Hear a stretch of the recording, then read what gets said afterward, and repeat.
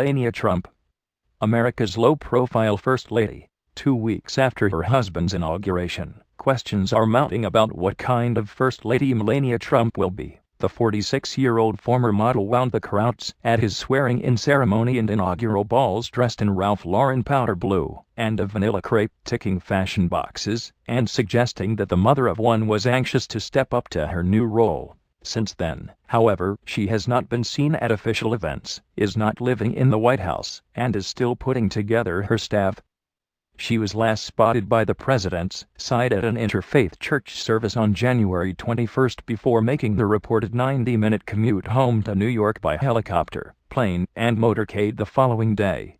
With no imminent plans to move to Washington, she's said to want the couple's 10-year-old son Barron to stay at his school at least until the end of the academic year. On Tuesday, she was conspicuously absent when Trump announced his Supreme Court pick.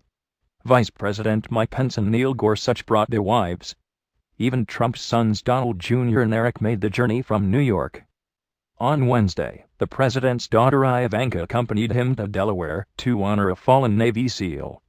Unlike her stepmother, Ivanka has already moved from New York, with her husband, White House advisor Jared Kushner, asked in December if he would be lonely rattling around the White House on his own. Then President-elect Donald Trump told Fox News, "No, they'll be working." Never in modern times, when Americans are accustomed to having visible and active first ladies, has a president's wife not moved straight to Washington. Certainly in that time we haven't seen a phenomenon such as this where the first lady delays for at least several months moving into the White House, said Catherine Jellison, history professor at Ohio University. Quiet star common.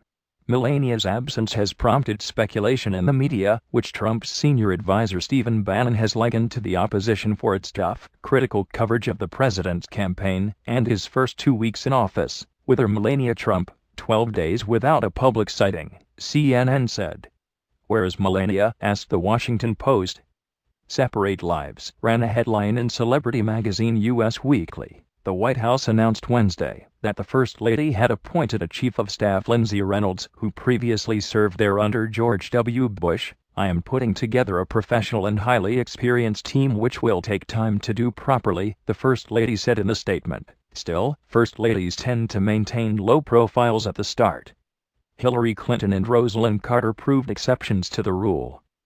The First Lady often sets out her policy agenda in March or April, complementing and reinforcing the 100 days agenda of the president, said Connecticut College government professor Marianne Borelli. But beyond admiring Michelle Obama and Jacqueline Kennedy, and mentioning a potential campaign against cyberbullying, Melania has given little indication so far of what kind of First Lady she wants to be, reframing the job.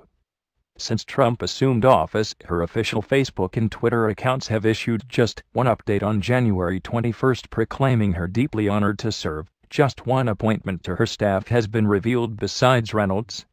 Longtime friend and New York event planner Stephanie Winston Wolkoff as senior advisor. Other positions such as press and social secretaries have yet to be filled. The absence is not helping her lackluster approval ratings, partly a byproduct of her husband's deep unpopularity among half the electorate.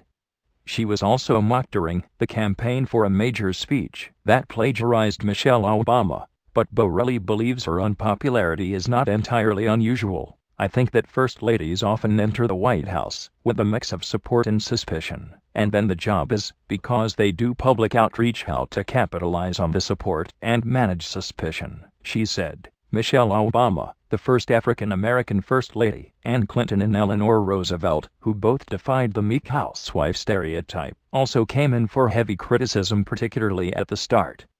Others say it is time for an independent First Lady who reflects reality. In the 21st century, when few American women are defined by their husbands, should Melania continue to keep a low profile, future generations may credit her as a modernizer who broke free from the confines of her position. It may lower expectations for the next woman, Jellison said. She won't feel that she has to be the perfect American wife and mother role model.